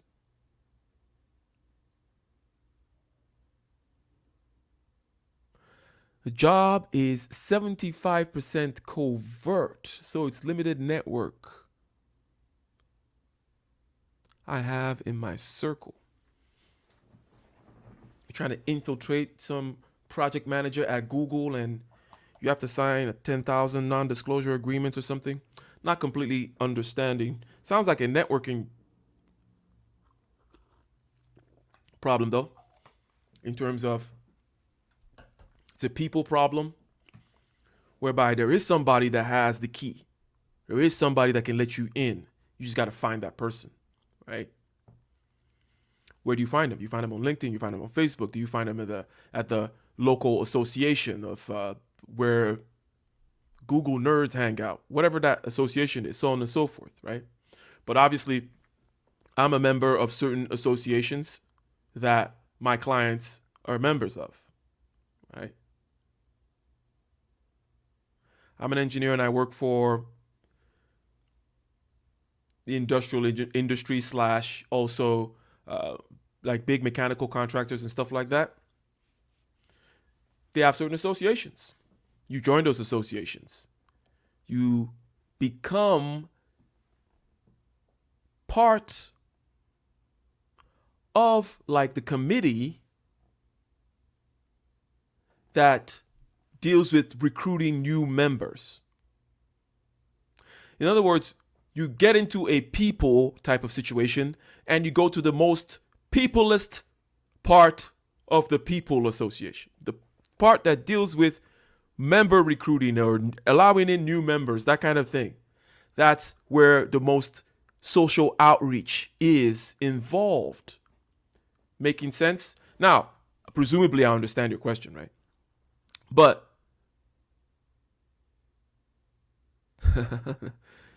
the NDA, yes, the NDA, the NDA, the NDA.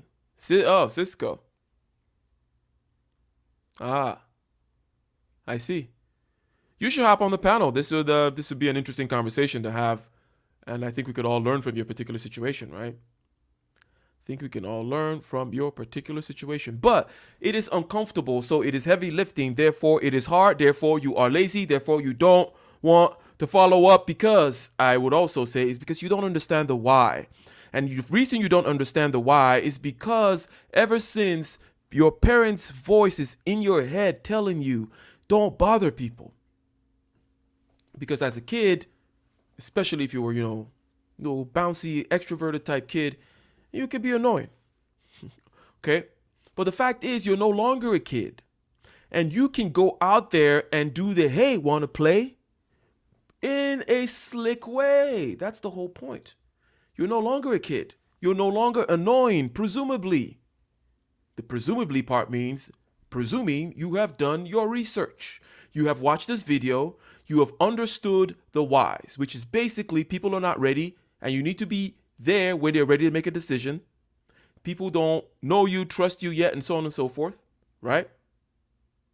You have done the numbers. You understand the kind of rotation that you need to have. You understand that you're not competing with your competitors in the business, but you're competing with the landscape of thoughts in their heads. There's images in their head and talk in their head. You want to pop an image in their head to displace all the other images in their head about all the things that are going on in their life. Almost infinite amount of information that you're competing against. If you understand that this is the landscape, then you see, oh, it's not just me bothering people. It's me being a professional. And if you're a professional and you're good at it, then you're not going to be annoying. Not being annoying is the job. That is the creative part.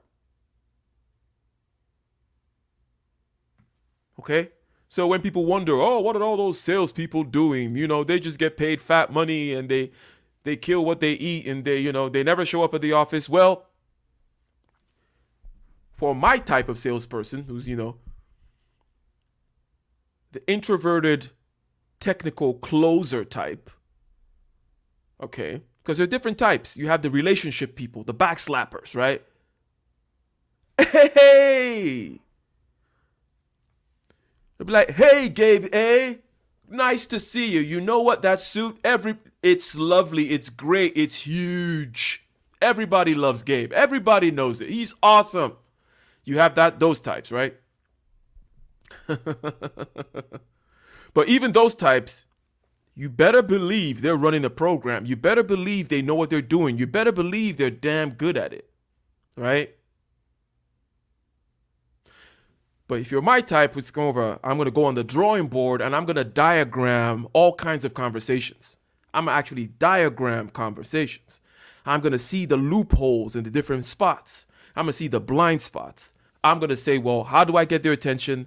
What is my big claim that I'm making? What are my intentions? How do I state them? What are the 3 sentences that this whole 2-hour conversation is about? I'm going to have a 2-hour conversation with people, but I need 3 sentences, 3 simple sentences. Okay? Hi, my name is Ike. I specialize in X and I can save you Y, right? That kind of thing. That's the general thing. Hi, my name is Ike, maybe with a little bit of presence, gravitas.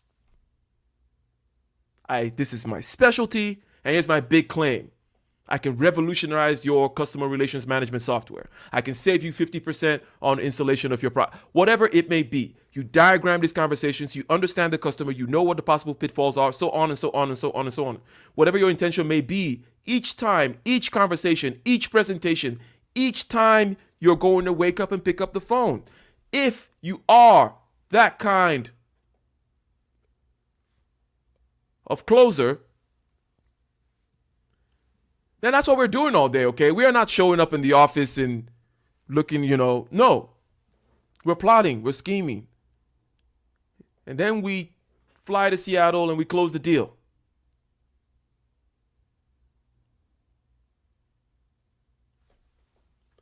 Salute. And Gabe Hayes says, I don't like those types.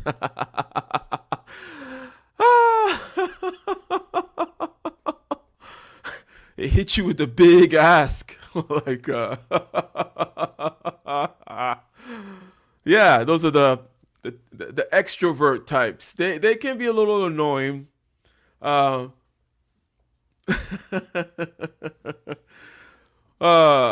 But there is also skill in doing that. Some people are, if they're funny, like humor is huge. If you're that type, if they're funny, then you can handle them. You can be like, okay, at least he's funny. I can't help but laugh. He always makes me laugh when he comes around. Yes, I know he's blowing smoke up my butt. He's so funny,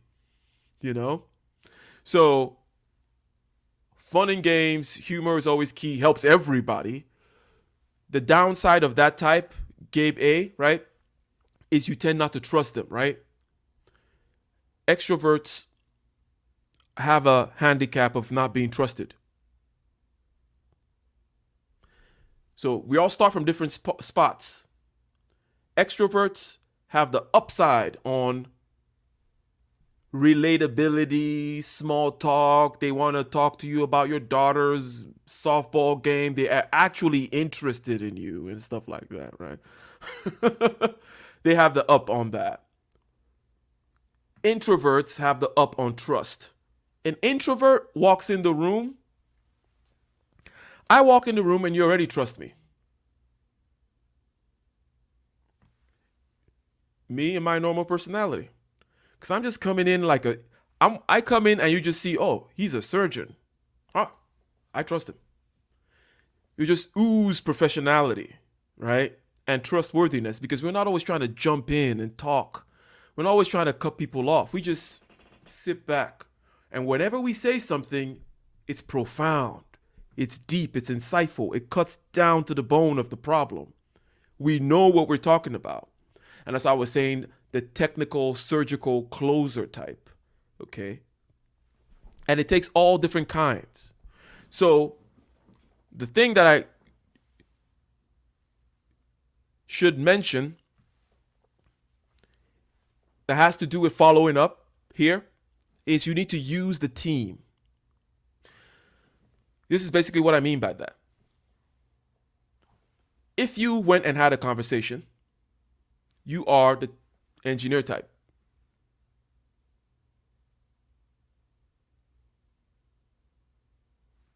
You gave him a technical presentation. You showed them that drawing I showed you earlier, right?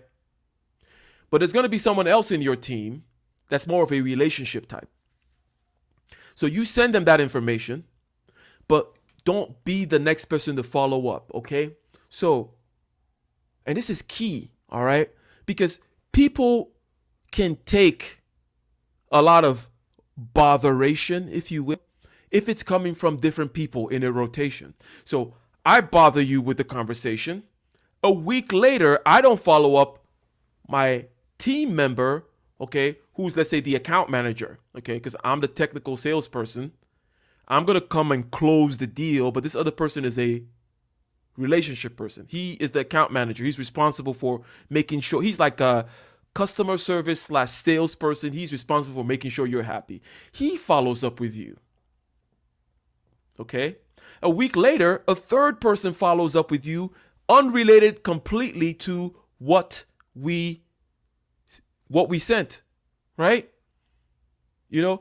A week later, Kelly follows up with them about, we just wanted to send you this information about the new website, right? So now we have 3 people following up. And then by week 4, I go back again and I bring up the technical topic again, right?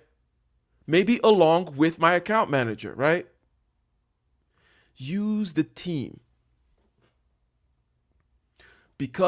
Not just because of the fact that A, different people hitting you up is a whole lot less annoying than one person hitting you up.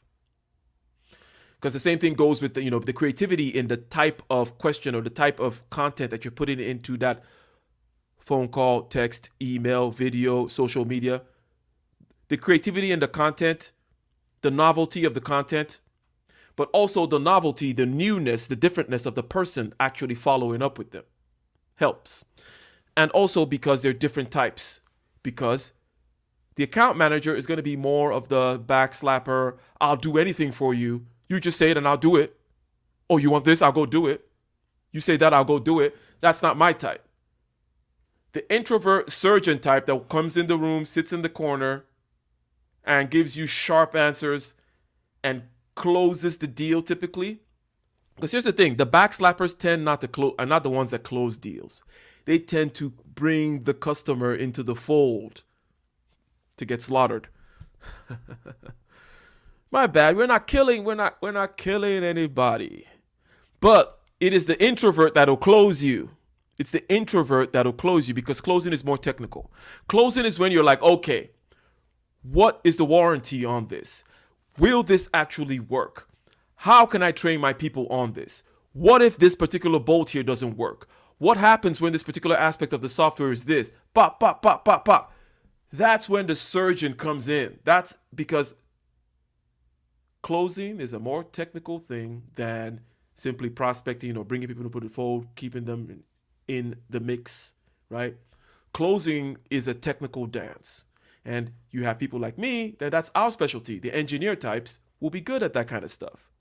And then you have maybe more extroverted relationship type people who will be good with keeping the client in the fold, if you will, right? So it takes a team, and you should use the team in your follow-up for sure.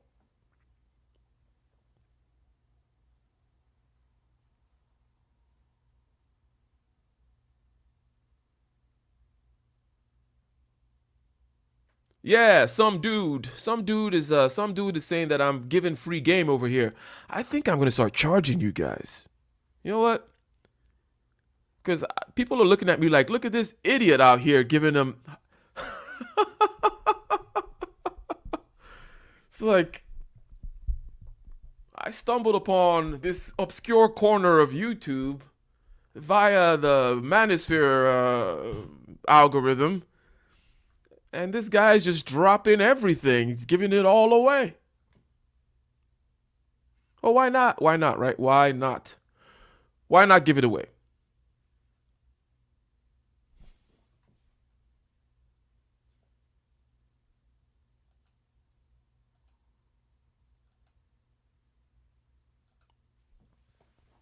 So this is the end, ladies and gentlemen.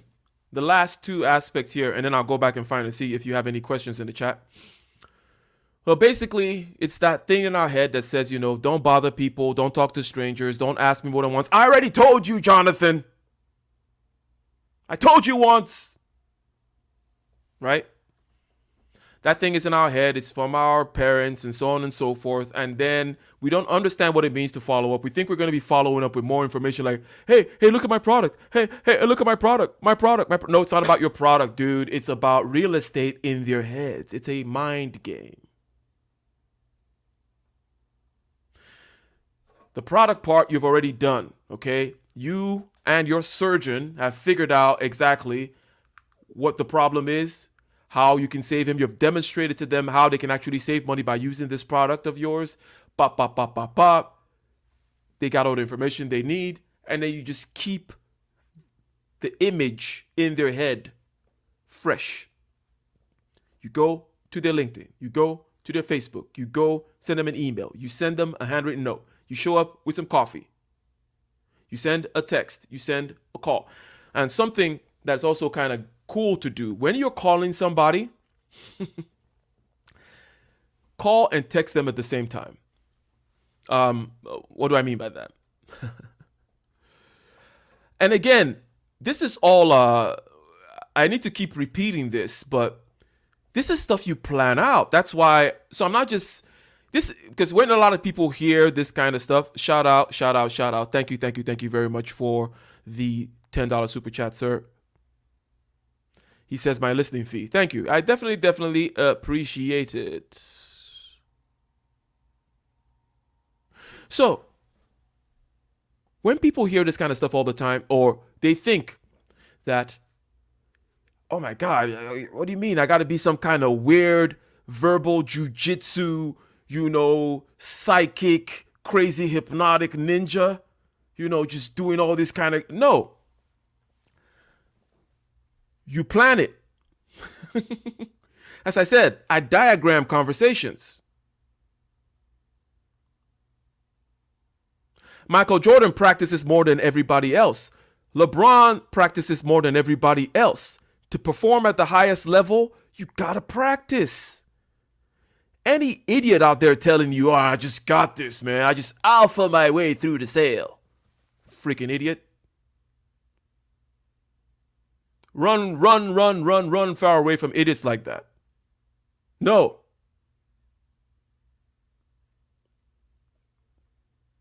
Yeah, and I'm a highly trained professional. I have a registered professional engineer in 3 states and this, that, and the other.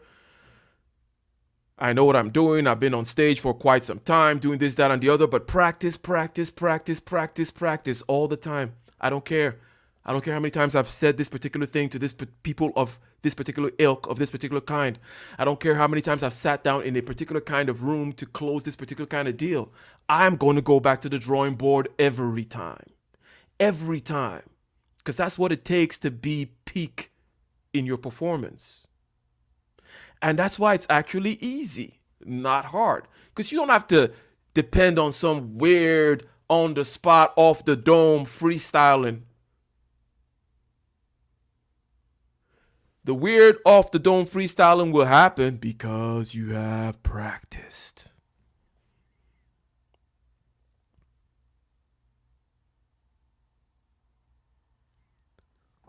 Talking about practice? Practice? We're talking about practice? Yeah, that's a dumb move to be sounding like that dumbass N-word. They want to sound like that dumbass N-word. Where the hell is that dumbass N-word now? I can't stand shit like that. Be a professional, okay? Be a professional in everything you do. You owe. Life is short, man. Life is short. And you owe excellence. Okay? Excellence is what you pay back for having the privilege of being alive right here, right now, at this time when you have. And you're in the West and you're in the United States, for crying out loud. Okay? You need to be knocking it out of the park, okay? There were people in Mongolia getting their heads chopped off at 8 years old and, getting attacked by Genghis Khan and all this other kind of stuff and blah, blah, blah. No heat and judgment, good man. It's because he's talented, right? That's the point. The point is, when you have talent, but you belittle practice, you're doing a big disservice to everybody underneath you. Like, the people don't have that. Not everybody is. You get what I'm saying, right? You get what I am saying.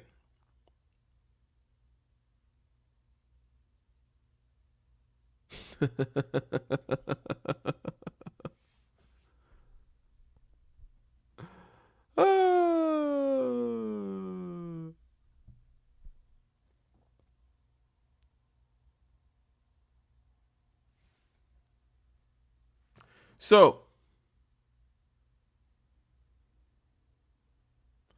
why should you follow up? Well, because people are not ready.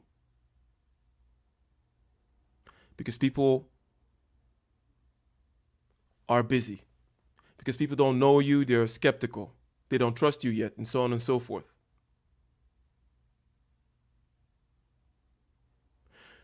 Following up involves finding real estate in their minds. It's not a question.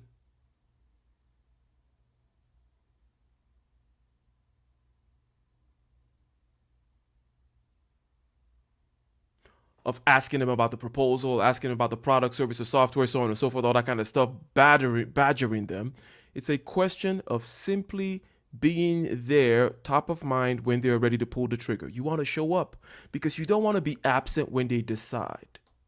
You don't want to be out of their mind when they decide. You never know when they're going to decide. All you can do is do the averages. Hence, what is the first thing you do is you know the numbers. What are the numbers? How many people do I need to be contacting and following up with? How long does it typically take for them to close? And what is my closing rate? This kind of gives you how many people you're playing this thing with. Right?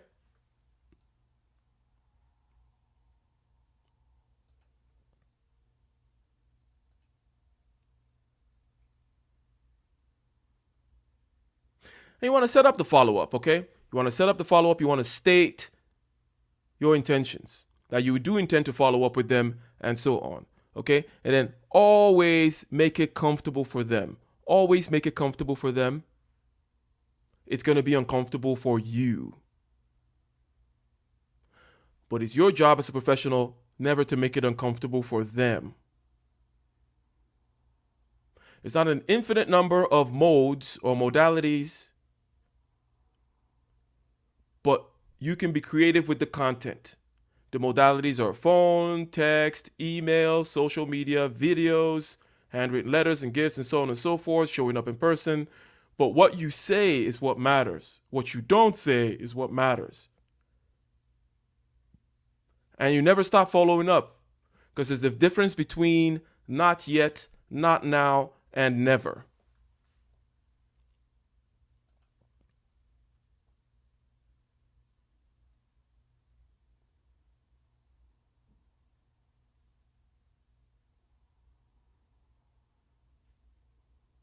Exactly, Dr. Thunder. Talent is cultivated gift. So yeah, so you dumb niggas out there not practicing and thinking that you're going to just alpha your way through shit, well, F you. You're doing a disservice to yourself, your family, and the rest of the population. And and if you got any brain cells in your head, you know this is true. So don't fool yourself. So ladies and gentlemen, we are out. We are done for the day.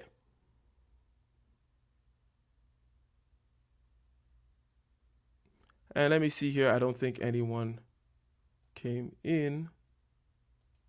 No. So this was simple. This is not about the mechanics of selling. This is just the simple mechanics of following up, why you should follow up, how you should follow up.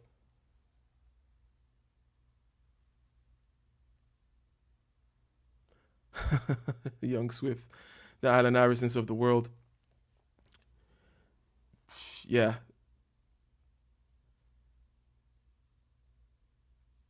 You don't want to practice? Well, you use a dumb nigga.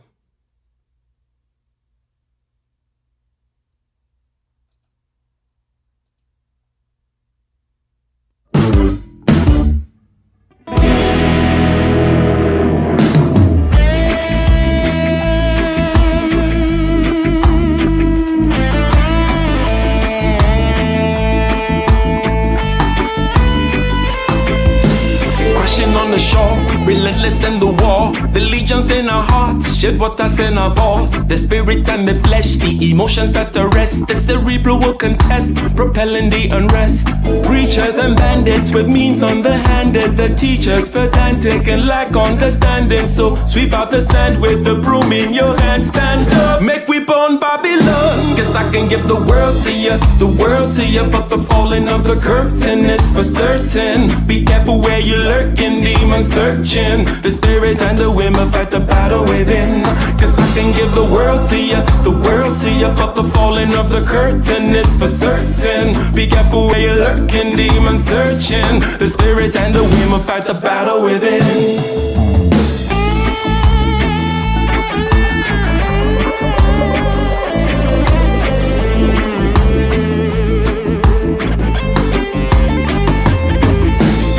Trembling in the haze with the semblance of a blaze. With gratitude and rage, we touch another page with delirious delight. Impervious to light, this vitality and might encourages the flight. Preachers and bandits with means underhanded, the teachers pedantic and lack understanding. So sweep out the sand with the broom in your hand. Stand up, make we born Babylon. Cause I can give the world to you, the world to you. But the falling of the curtain is for certain. Be careful where you're lurking, demon searching. The spirit and the women fight the battle within. Cause I can give the world to you, the world to you. But the falling of the curtain is for certain. Be careful where you're lurking, demon searching. The spirit and the women fight the battle within.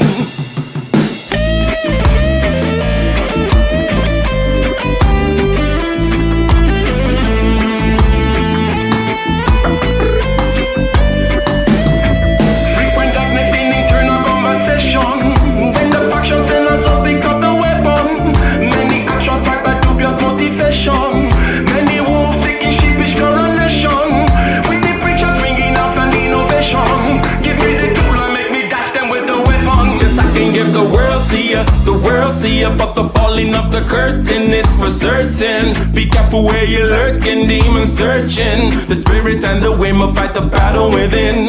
Cause I can give the world to you, the world to you, but the falling of the curtain is for certain. Be careful where you're lurking, demon searching. The spirit and the women fight the battle within.